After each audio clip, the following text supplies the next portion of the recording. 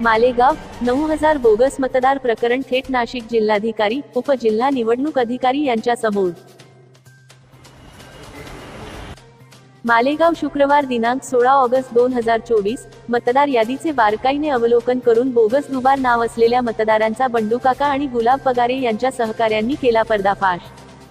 नुकत्याच 3 दिवसात सापडले 2-3 वेळा नोंदवलेले 9000 बोगस मतदार। याबाबत मालेगाव तहसीलदारांना दिले तक्रारी निवेदन। त्याचबरोबर बंडू काका आणि गुलाब पगारे यांच्या सहकार्यांनी तात्काळ नाशिक गाठत जिल्हाधिकारी व उपजिल्हाधिकारी तसेच उपजिल्हा निवडणूक अधिकारी नाशिक यांना देखील निवेदन देत कारवाईची मागणी केली आहे। यावेळी उद्धव बाळासाहेब ठाकरे या पक्षाचे खंबीर नेतृत्व बंडू काका बच्छाव, शिवसेना उबाठा शहरप्रमुख रामभाऊ मिस्त्री, क्रांतीसूर्य महात्मा ज्योतिबा फुले स्मारक कृती समितीचे गुलाबभाऊ पगारे, प्रमोदजी शुक्ला, कैलास तिसगे, राजारामजी जाधव, भारत भाऊ पाटील, अर्जुन भाटी, शफिक अँटी, संजय भावसार, सुरेश झालटे आदी शिवसेना उबाठा गटाचे पदाधिकारी आणि 12 बलुतेदार मित्रमंडळाचे पदाधिकारी उपस्थित होते। नुसतं निवेदन नाही सर, विथ पुराव्यासह 3-4 दिवस झाले यादी पब्लिश होऊन, त्या पब्लिश झाली मालेगाव बाह्यची एक तर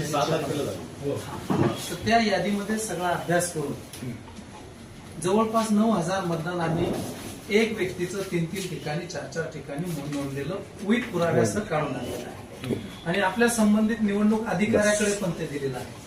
अधिकाऱ्यांचं म्हणणं की एक वरिष्ठ यांच्याकडे पण द्या, जो ऑब्जेक्शनचा टाइम आहे 20 पर्यंत, त्या पद्धतीने आम्ही हे इथपर्यंत आणलेलं आहे। अजून तर बरीचशी यादी तपासायची बाकी आहे। आम्हाला खात्री आहे की येणाऱ्या काळामध्ये आणखीन ते 7-8-10 हजार मतदान ते वाढेल।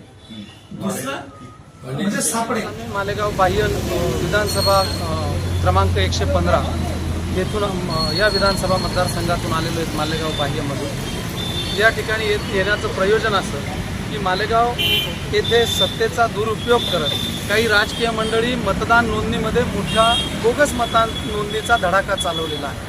नुकतेच आता 8 दिवसापूर्वी यादी जाहीर झाली, त्या यादीमध्ये ज्यावेळेला आम्ही सगळं अवलोकन केलं, शोध मोहीम चालू केली, तर जवळपास 9000 मतदान आम्ही या ठिकाणी शोधून काढलेले आहे। एकच व्यक्तीचं मतदान हे 3-3, 2-2, 4-4 काही व्यक्ती 2-5 व्यक्ती तर अशा आढळतात की 5 ठिकाणी त्यांचं मतदान नोंदलेलं आहे। अशा पद्धतीने हे 4-4, 5-5, 2-2, 3-3 ठिकाणी मतदान नोंदणी करून बोगस प्रकार चाललेला आहे। हा बोगस प्रकार हा निश्चितपणाने हा लोकशाहीला घातक आहे। सर्वसामान्य उमेदवारांनी कशा पद्धतीने निवडणुकीला सामोरं जायचं। उदाहरणार्थ एका मालेगाव नाशिकमधलं जर उदाहरण द्यायचं म्हटलं तर सिडको मधलं मतदान आहे ते त्यांनी या ठिकाणी पंचवटीमध्ये नोंदलं।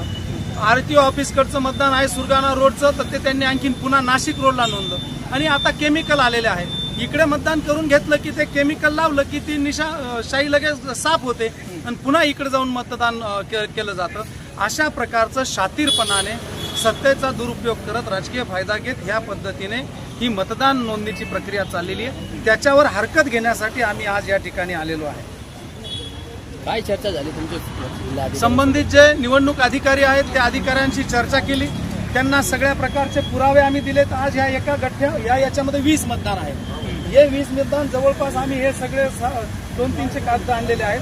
याच्यामध्ये जवळपास 9000 सगळे बोगस मतदान आहे। चर्चा अशी झाली की त्यांच्या निदर्शनात आणून दिलं, त्यांचे बीएलओ आहेत, त्यांची जबाबदारी आहे एक क्रॉस चेक करणं, याचं व्हेरिफिकेशन करणं। एक बूथला एक बीएलओ आहे, जवळपास 350 बूथ आहेत तर 350 बीएलओ आहेत। त्यांची जबाबदारी होती की मतदान नोंदणी केल्यानंतर ते आहे त्या ठिकाणी त्याचा ॲड्रेस आहे का नाही, तो आहे का नाही ते तपासणं। परंतु तसा प्रकार झालेला नाही, घरी बसून सगळ्या सह्या केलेल्या आहेत आणि म्हणून हा सगळा सावळा गोंधळ झालेला आहे। आणि हे कुठल्याही परिस्थितीमध्ये हे त्या ठिकाणून डिलीट करणं, यादीतनं बाहेर काढणं ही आमची मागणी होती। याच्यासाठी ऑब्जेक्शनचा कालावधी 20 आहे, म्हणजे आज आपली 16 तारीख आहे, 20 तारखेच्या आत ऑब्जेक्शन घेतलं पाहिजे असं संबंधित अधिकाऱ्यांकडून सांगितलं जात होतं मालेगावला। म्हणून आम्ही इन टाइम आलो, मालेगावलाही ते ऑब्जेक्शन नोंदलं, वरिष्ठ अधिकाऱ्यांकडे नोंदलं।